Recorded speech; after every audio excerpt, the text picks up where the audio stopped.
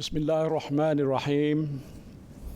Assalamualaikum warahmatullahi wabarakatuh dan salam sejahtera. Apa khabar semua? Saya harap saudara dan saudari sekalian sihat walafiat. Saya telah menghadap ke bawah duli Yang Maha Mulia Sri Paduka Baginda Yang di-Pertuan Agong pada jam 12.30 tengah hari tadi di Istana Negara. Dalam sesi menghadap tersebut, saya telah menyerahkan warkah peletakan jawatan saya sebagai Perdana Menteri dan seluruh jemaah menteri di bawah perkara 434 Perlembagaan Persekutuan disebabkan saya telah kehilangan kepercayaan majoriti ahli Dewan Rakyat. Ini bermakna saya dan seluruh ahli jemaah menteri telah meletakkan jawatan. Walaupun saya pada awalnya mencadangkan supaya keabsahan saya sebagai Perdana Menteri ditentukan di Parlimen, namun 15 ahli Parlimen UMNO telah menarik sokongan pada saya dan cadangan kerjasama rentas parti yang saya kemukakan telah ditolak oleh parti-parti pembangkang. Jelaslah saya telah kehilangan sokongan majoriti. Jadi tak perlulah lagi keabsahan saya sebagai Perdana Menteri ini ditentukan di Parlimen. Maka pada hari ini saya meletakkan jawatan sebagai Perdana Menteri dan jawatan seluruh ahli jemaah menteri sebagaimana yang dikendaki oleh Perlembagaan Persekutuan. Perkara 43 Perlembagaan Persekutuan menyebut, dan ini saya petik, jika Perdana Menteri tidak lagi mendapat kepercayaan majoriti ahli Dewan Rakyat, maka Perdana Menteri hendaklah meletakkan jawatan jemaah menteri. Ini kehendak dalam perlembagaan dan saya mesti patuh. Rayuan ikhlas daripada jutaan rakyat Malaysia agar saya meneruskan tugas saya dan jangan meletak jawatan saya dengar. Namun rayuan ini tidak dapat saya sambut kerana saya telah kehilangan kepercayaan majoriti ahli Dewan Rakyat. Tindakan saya ini adalah selaras dengan sumpah jawatan saya untuk sentiasa menjunjung, melindungi dan mempertahankan perlembagaan. Saya telah melakukan pelbagai ikhtiar hingga ke saat akhir untuk nak menyelamatkan Kerajaan Perikatan Nasional setidaknya sehingga selesai tugas menguruskan pandemik, program vaksinasi dan pemulihan ekonomi.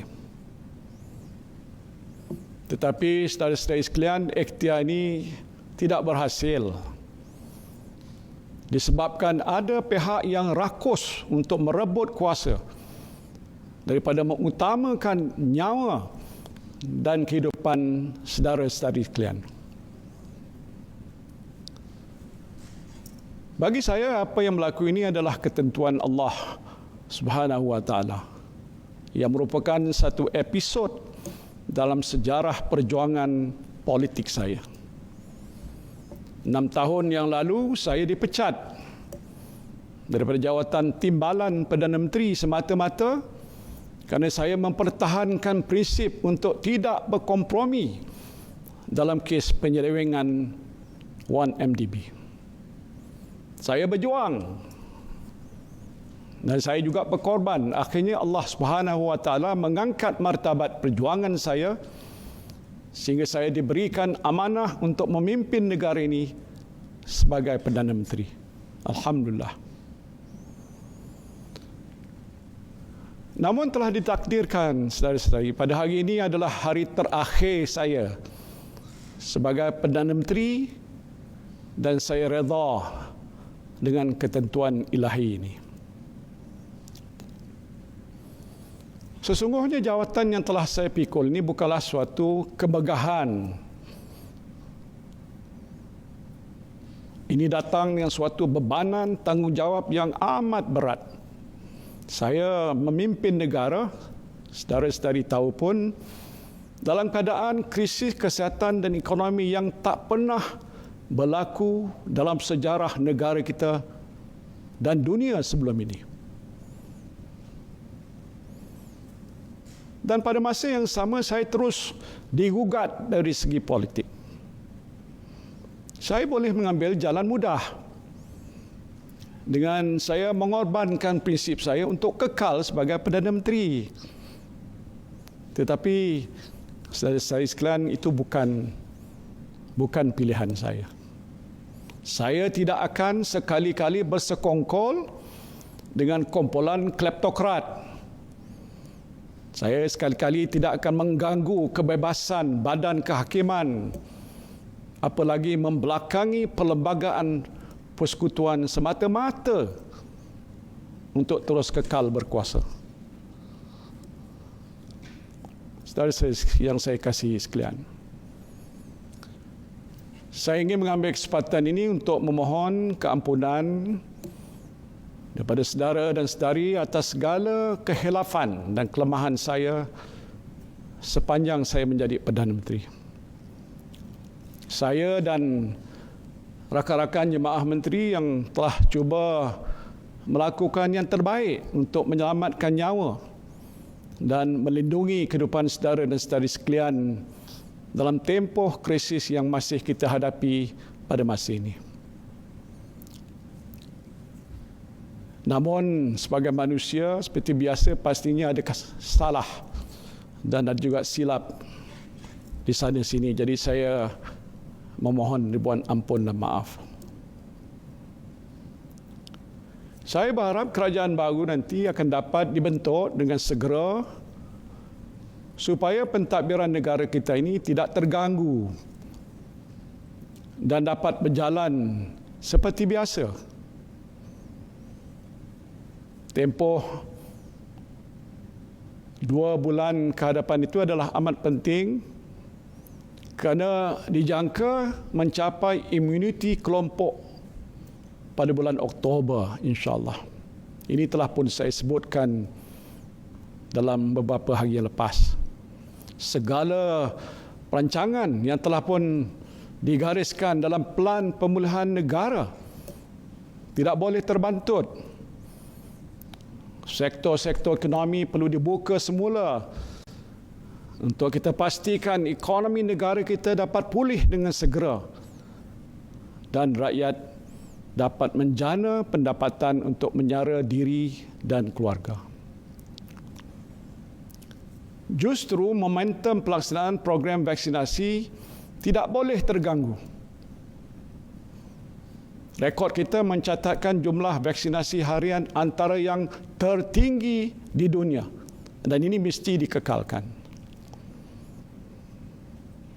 Jangan bimbang, saudara-saudara sekalian, Kabinet saya telah pun menempah lebih 87 juta dos vaksin untuk penduduk negara ini yang melibatkan perbelanjaan sebanyak 4.36 bilion ringgit. Ini satu peruntukan yang amat besar.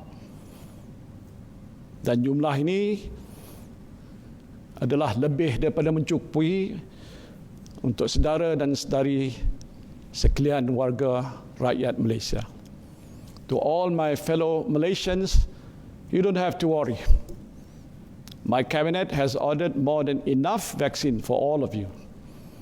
And if the vaccination program goes well, all of you will get vaccinated by the end of October, inshallah.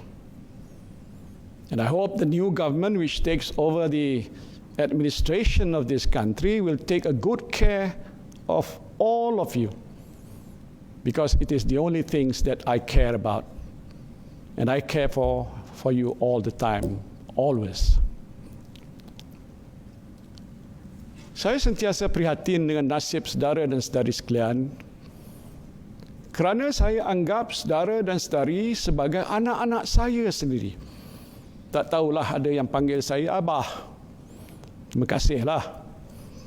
Kerana itu saya telah menekankan bahawa kebajikan saudara dan saudari menjadi keutamaan Kerajaan Perikatan Nasional, iaitu sebuah kerajaan yang amat prihatin rakyat.